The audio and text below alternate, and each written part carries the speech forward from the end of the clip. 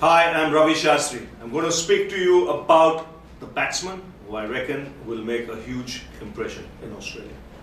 How India performs in Australia, a lot will depend on how their batting goes. The problem they had in England was there was a batting collapse. There never was a start given by the top order, and as a result the pressure fell back on the middle order and India caved in. I would imagine that won't happen in Australia. A, because the conditions will suit the Indian batsmen. Once they get past that first test match. The first test match is crucial. Adapting to the conditions, in Melbourne quickly would go a long way in India having a good series.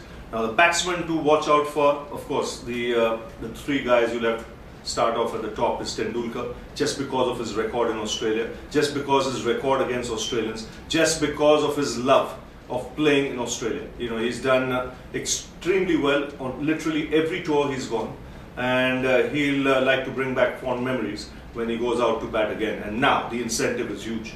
He's got 99 hundreds. He's looking for that elusive 100th international 100. Rahul Dravid is batting like a dream at the moment. He's got more test runs than anyone this year. He's getting hundreds, at the drop of a hat. And he's again going to be one of the pillars of the Indian batting lineup. He's done well in the past there. He's got a big double 100 there as well. So he'll be one to watch out for. But you go and ask the Australians, one man they don't want to see too long at the crease. He's been their nemesis, over the last decade or so, BVS Lakshman. And he comes to the party moment he hears the name Australia. Whether he's in good nick or bad nick, somehow Australia gets the best out of him. And some of his innings he's played there have been quite spectacular, quite special. The ones in Adelaide, the ones in Sydney, where he has a love affair with. If he gets 100 again in Sydney this time, it'll be 4 on the trot, which is quite unbelievable. Now, stylish player, again, saves his best for the Aussies. Players to watch out for, you have to start with Virender Sehwag. These are the young players, middle-aged players, not the senior like a Dravid, Tendulkar or a Lakshman. Sehwag, you got to put him in there because he can be at his devastating best.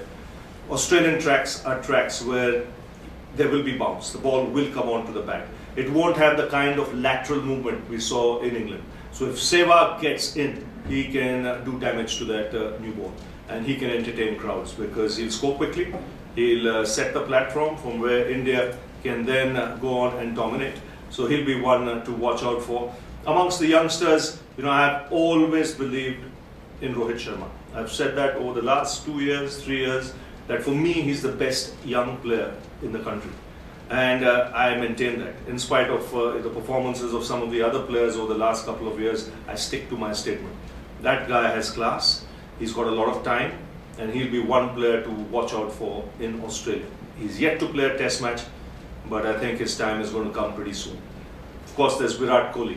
Now, he will learn a heck of a lot with this exposure he gets in Australia, because there might be 1 or 2 problems in his technique, but that's not because he's afraid or he doesn't like to face it. It's some technical issues which he has to address. And these kind of pitches that he'll get in Australia, which have bounce, will help him sort out those little mistakes that he has in his technique. Again, a very fine player, immensely talented, and again, who's going to be one of the pillars of the Indian batting for years to come.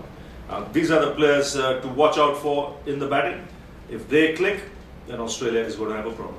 Well, any feedbacks, any comments on what I've said, you can get back to me on Ravi Shastri at castrolcricket.com.